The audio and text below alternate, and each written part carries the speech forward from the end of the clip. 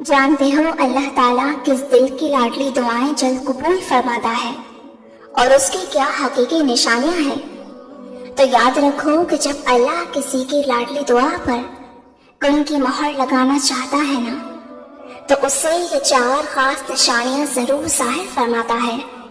اللہ کا قرآن کچھ خاص جگہوں پر اس بات کی بڑے واضح دلیل دیتا ہے کہ وہ کن لوگوں کی دعاؤں کو شرف قبولیت بخشتا ہے اور کن لوگوں کے لیے معجزات کے در کھول دیتا ہے۔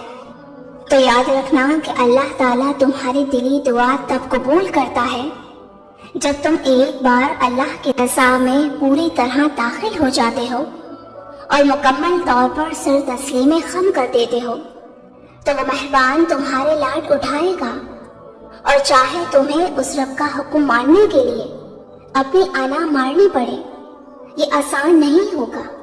لوگ تمہیں ڈرائیں گے، ستائیں گے اور تم پر خوف طاری کر سکتے ہیں، لیکن تمہیں مضبوط ہو کر ڈٹے رہنا ہے، کیونکہ لاڈلی دعاؤں کی قبولیت صرف اس صورت میں آتی ہے جب تم دنیا کے پیدا کیے گئے وسوسے رد کرنے لگتے ہو، تو اللہ تعالیٰ خود تمہارے راستے آسان فرماتا ہے۔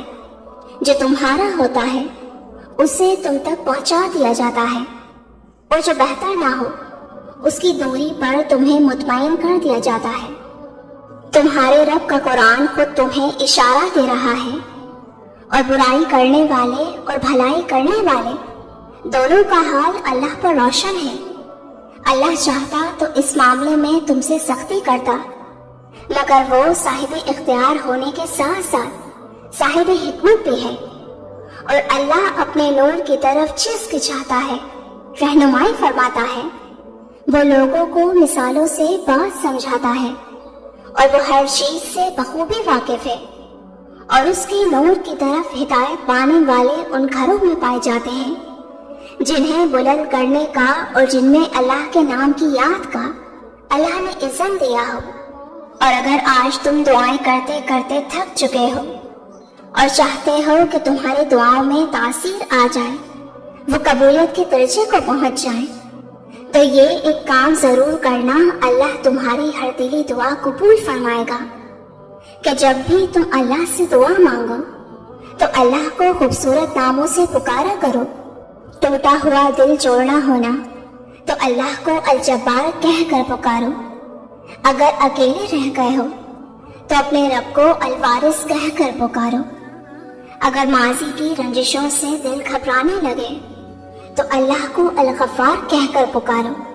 ناممکن کو ممکن بنانا ہو تو اللہ کو القادر کہہ کر پکارو۔ تم جب جب اپنے رب کو ان پیارے ناموں سے پکارو گے نا، وہ تمہاری ہر دلی دعا کا جواب دے گا اور تم سے راضی ہو جائے گا۔ اللہ قرآن میں خود فرماتا ہے، اور اللہ کے لیے خوبصورت نام ہے، تم انہی سے اس کو پکارا کرو۔ اور اگر آج تمہاری دلی خواہشات پوری نہیں ہو رہی تو اس کا مطلب ہرگز سے نہیں کہ اللہ نے تمہیں چھوڑ دیا یا تم اس کی نظر میں نہیں۔ جان رکھو تمہارا رب تو وہ ہے جو حضرت ابراہیم علیہ السلام کو بڑھاپے میں اولاد نواز سکتا ہے، حضرت مریم علیہ السلام کو بے موسم کے پھل دے سکتا ہے، حضرت موسیٰ علیہ السلام کے لیے سمندر کو 2 حصوں میں تقسیم کر سکتا ہے، تو وہ تمہاری من پسند چیز تمہیں عطا کیوں نہیں کر سکتا؟ قرآن خود کہتا ہے، اور تمہارے رب کا فرمان ہے کہ تم مجھ سے دعا کرو، میں تمہاری دعاؤں کو قبول کروں گا۔ جانتے ہو تم اکثر اپنی تکلیف سوچوں سے بڑھاتے ہو، کبھی ماضی کا دکھ کرتے ہو تو کبھی پچھتاوا کرتے ہو تو کبھی مستقبل کی فکر کرنے لگتے ہو، حالانکہ کچھ چیزیں اللہ کی پوشیدہ نعمتیں اور اس کی تم پر خاص رحمتیں بھی ہوتی ہیں۔ قرآن میں حضرت موسیٰ علیہ السلام اور حضرت خضر علیہ السلام کا واقعہ تمہیں سکھاتا ہے کہ اللہ کے ہر فیصلے کے پیچھے بڑی عظیم حکمتیں پوشیدہ ہیں۔ جانتے ہو اللہ تعالیٰ اپنے بندے کو مختلف طریقوں سے آزماتا ہے، اور ان آزمائشوں کے بدلے وہ تمہیں ایسا اجر عطا فرماتا ہے جو تمہارے فہم و گمان میں بھی نہ ہو۔ یہ صرف تسلی نہیں بلکہ اللہ کے حقیقی انعامات ہیں۔ اگر تم اللہ کے دوست بن جاؤ گے نا تو اللہ نہ صرف تمہیں ماضی اور مستقبل کے فکر سے آزاد کرے گا بلکہ تمہارے نصیب میں ایسا لکھے گا کہ عنقریب تمہارا دل خوش ہو جائے گا۔ یاد رکھو، ہر پریشانی اتنی بڑی نہیں ہوتی جتنا ایک انسان بنا لیتا ہے۔ کیا کبھی سنا ہے کہ اندھیرے نے سویرا نہیں ہونے دیا؟ اس عظیم رب کی یہ شان ہی نہیں کہ وہ تمہیں محروم رکھے گا، بلکہ اللہ تعالیٰ خود آگے بڑھ کر ان کی مدد کرتا ہے جو اس سے مدد مانگتے ہیں۔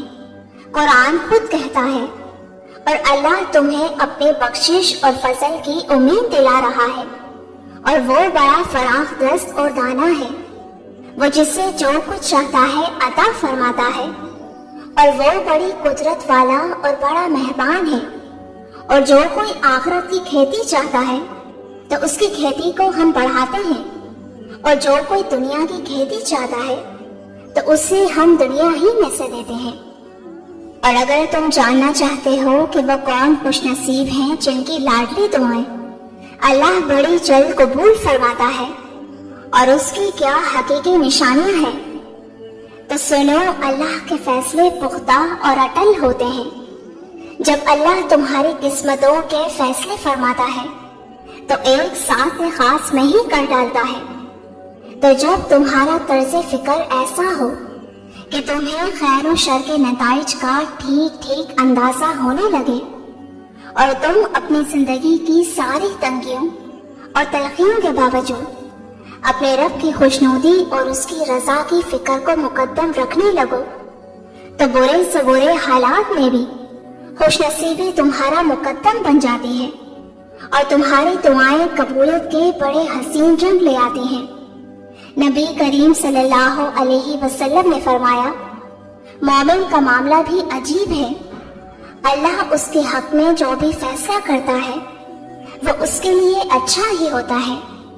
مصیبت پڑے تو صبر کرتا ہے، وہ اس کے لیے اچھا ہوتا ہے۔ خوشی میسر آئے تو شکر کرتا ہے، اور وہ بھی اس کے لیے اچھا ہی ہوتا ہے۔ اور یہ بات مومن کے سوا کسی کو نصیب نہیں ہوتی۔ اور آج جن اندیشوں کا تم شکار ہونا، ان تمام معاملات کو پوری طرح اللہ کے حوالے کر کے مطمئن ہو جاؤ، کیونکہ تمہارے کی گئی ایک ایک دعا اس رب کے پاس امانت ہے، اور وہ سب سے بڑھ کر امانت دار ہے۔ تمہاری اس دلی دعا نے آسمان کے ان دروازوں کو کھٹکھٹایا ہے جہاں سے رحمت کی ٹھنڈی بارش ہوتی ہے۔ تم دیکھنا، وہ عنقریب تمہاری ان پوشیدہ دعاؤں کے خوبصورت جواب دے کر تمہاری زندگی کو ایسے حسین رنگوں سے بھرے گا کہ تم بھیگی آنکھوں سے شکر بجا لاؤ گے انشاءاللہ۔ میری دل سے دعا ہے کہ اللہ تعالیٰ آپ کی آزمائش دور کر کے آپ کی تمام دعاؤں پر اپنا کن فرما دے، آمین۔ ویورز، ویڈیو سے کچھ بھی سیکھنے یا سمجھنے کا موقع ملا ہو تو ہمیں ضرور بتائیے گا، اور مزید ویڈیوز کے لیے چینل کو بھی ضرور سبسکرائب کیجیے گا۔ جزاک اللہ۔